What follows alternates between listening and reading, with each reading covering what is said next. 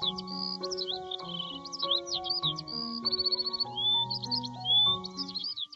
গ্রামে পাশাপাশি দুই ভাই বাস করত।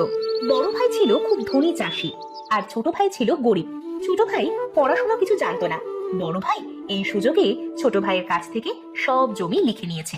সামান্য একটু জমি দিয়েছে, যা দিয়ে তাদের কোনো রকমের সংসার চলে। ওগো, তুমি ওই গাছের নিচে বসো, আমি ওই জমিটুকু কুপিয়ে আসছি। তুমি আগে এসো, ভাত খেয়ে নাও। ভাত যে ঠান্ডা হয়ে গেল, কাজ পরে করো।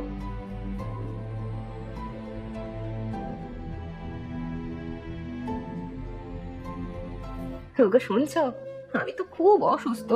দিন দিন তো শরীরটা খারাপের দিকে যাচ্ছে। আর কতদিন এভাবে ডাক্তার না দেখিয়ে থাকবো বলো তো? দেখো বউ, আর একটু ধৈর্য ধরো। আমি তো কাজ করছি, কিছু টাকা হাতে পেলে তোমাকে ডাক্তার দেখাবো। আচ্ছা, তুমি খাও। কি আর করবো বলো, পড়ালেখা তো জানি না। আমাকে এটুকু জমি দিয়ে বাকি সব আমার ওই বড় ভাই নিয়ে গিয়েছে। তুমি এসব নিয়ে দুঃখ করো না। হ্যাঁ, একদিন দেখো আমাদেরও সুদিন আসবে। তাই যেন হয়। ওগো শুনছো, তোমার ভাই আর ভাইয়ের বউ সারাদিন তো কাজ করে। ওদের দেখে আমার একটু সহ্য হয় না। এমন ভাব করে যেন একেবারে ফকিরের ঘরের ফকির। তোমার ওসব নিয়ে ভাবতে হবে না কিন্তু, ওরা যেন সারা জীবন আমাদের গোলাম হয়ে থাকে সেই ব্যবস্থাই করব। তুমি ওই চরের জমিটুকু তোমার ভাইকে দিতে গেলে কেন বলো তো? আরে অতটুকু না দিলে লোকে কি বলবে বলো তো? এই শোনো না, আমাকে একটা গয়না করিয়ে দেবে? দেবো গিন্নি দেবো, তুমি আমার একমাত্র বউ, তোমাকে ছাড়া কাকে দেবো বলো? আচ্ছা, খেয়ে নাও তো তাড়াতাড়ি।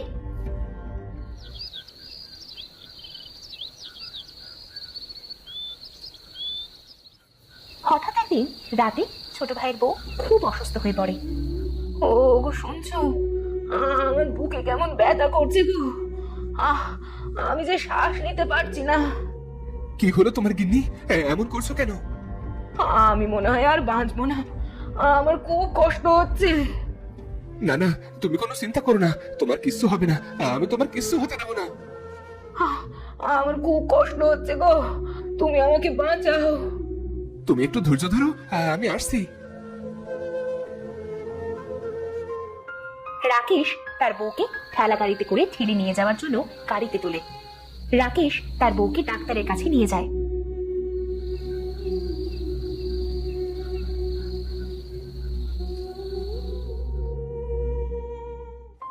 আমার বউকে বাঁচান ডাক্তার। ও ছাড়া আমার কেউ নেই, যে আর কেউ নেই।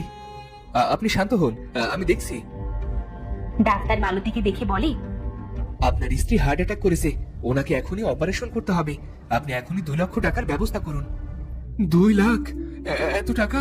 এত টাকা আমি কোথায় পাবো ডাক্তার, কোথায় পাবো? দেখুন, আপনার স্ত্রীর অবস্থা খুব খারাপ। অপারেশন না করলে আপনার স্ত্রীকে বাঁচানো সম্ভব হবে না। আপনি টাকার ব্যবস্থা করুন।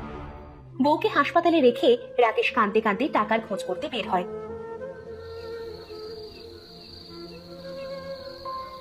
সে তার বড় ভাইয়ের বাড়িতে যায়। দরজায় টোকা দেওয়ার কিছুক্ষণ পর দরজা খোলে। দাদা দাদা, আমার বউ হার্ট অ্যাটাক করেছে। তুমি তুমি আমাকে 2 লাখ টাকা দাও, আমি সারা জীবন তোমার গোলাম হয়ে থাকবো। 2 লাখ? 2 লাখ টাকা কি মুখের কথা? আমি কোনো পয়সা টয়সা দিতে পারবো না। যা, আমার কাছে কোনো টাকা নেই। তোমার বউ বলবে তাতে আমাদের কি? এত রাত্রে ঘুম ভাঙাতে আসছো কেন? আমি আমি আমার জমি তোমাদের নামে লিখে দেবো, দয়া করে আমাকে টাকাটা দাও। আমি কোনো টাকা পয়সা দিতে পারবো না। আর জমি যদি কিনি তাহলে তো সেই আমার জমিতেই থাকবি। যাবি আর কোথায়? যা তো, তুই এখান থেকে যা।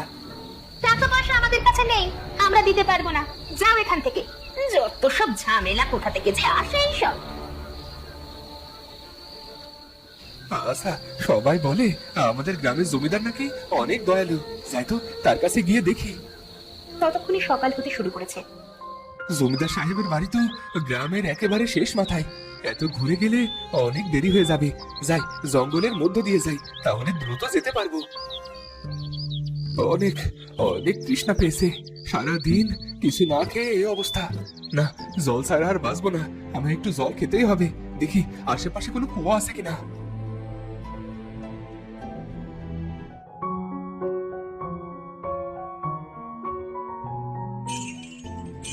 আরে, এ কি? আমি কি দেখছি? এই সোনা কোথা থেকে আসছে? যাও, এখান থেকে সোনা নিয়ে যাও আর তোমার স্ত্রীর চিকিৎসা করো। আর বাকি সোনা বিক্রি করে তোমার প্রয়োজন মেটাও। কে কে কথা বললো? ভয় পেও না, যা বলছি তাই করো। তুমি যেই হও, অনেক অনেক ধন্যবাদ তোমাকে। যাই, আমি এর থেকে কিছু সোনা নিয়ে বউকে সুস্থ করি। এরপর রাকেশ সেখান থেকে কিছু সোনা নিয়ে হসপিটালে যায়। সেখান থেকে ডাক্তারকে সোনা দিয়ে তার বউকে চিকিৎসা করে। তার বউয়ের চিকিৎসার পরে বাকি সোনা বিক্রি করে মস্ত বড় একটা বাড়ি করে। রাকেশের এত উন্নতি দেখে মহেশ আর তার স্ত্রী হিংসায় জ্বলতে থাকে। শুনেছো গিন্নি, রাকেশ এত টাকা কোথায় পেল? ওরা তো অনেক কিছু করে ফেলেছে, আমাদের থেকে অনেক বড় হয়ে গেছে। আমি তো সেটাই ভাবছি। চলো আমরা গিয়ে জিজ্ঞাসা করি। তোমার যা হাবা গোবা ভাই, ও নিশ্চয়ই বলবে। হ্যাঁ, তাই চলো। এরপরে মিতালি আর মহেশ রাকেশদের বাড়িতে যায়। দাদা, তুমি আমার বাড়িতে এসেছো, আমি খুব খুশি হয়েছি। হ্যাঁ, আমরা তো তোমাদের আপনজন। তোমরা ছাড়া আমাদের কে আছে বলো? তাই তো দিদি, আপনারা বসুন, আমি আপনাদের জন্য রান্না চড়াই। আমরা তোমাদের সাথে অনেক অন্যায় করেছি, মাফ করে দাও। সিসি ভাই, তুমি এসব কি বলছো? তুমি তো আমার ভাই। আচ্ছা, তোমরা এত বড় লোক হয়ে গেলে কিভাবে? আপনারা বসুন, সব বলছি। কিরে ভাই, এত বড় লোক হলি কি করে? তুই তোর দাদাকে বলবি না? হ্যাঁ, তোমাদের সারা আর কাকে বলবো? আচ্ছা, আমরা তাহলে আসি, বাড়িতে আবার অনেক কাজ পড়ে আছে। সে কি দিদি, এইমাত্র যে আসছো, আজ আর যেতে দিচ্ছি না। না, আজ না, আর একদিন আসবো। যাই তাহলে। এরপর তারা চলে আসবে। গিন্নি, তাড়াতাড়ি চলো, আমরাও যাই সেই নলের কাছে। আমরা ছুটুসে আরো অনেক বেশি সোনা আনবো, আরো ধনী হব। হ্যাঁ, তাড়াতাড়ি চলো, আমার যে আর তর সইছে না। এরপর তারা সেই ট্যাপের কাছে যায়। ট্যাপ ছাড়ে, কিন্তু কিছুই বের হয় না। ওগো, এ তো দেখি কিছুই বের হয় না। তোমার ভাই কি মিথ্যে বললো তাহলে? ও তো মিথ্যা বলার মতো মানুষ না। আচ্ছা, এই কুয়োর মধ্যে নেই তো? চলো তো দেখি। এরপরে মিতালি কুয়োর মধ্যে উঁকি দেবে। না, কিছুই তো দেখছি না। হাতটা ধরো তো, ভালোভাবে উঁকি দি। মিতালি ভালোভাবে উঁকি দিতে গিয়ে কুয়োর মধ্যে পড়ে যায়। আরে আমাকে ধরে আসো কেন? সারো সারো বসি। পড়ার সময় মহেশকে ধরে থাকার জন্য মহেশও সাথে সাথে পড়ে যায়, আর দুজনেই মারা যাবে। তো বন্ধুরা, ভিডিওটি কেমন লাগলো? যদি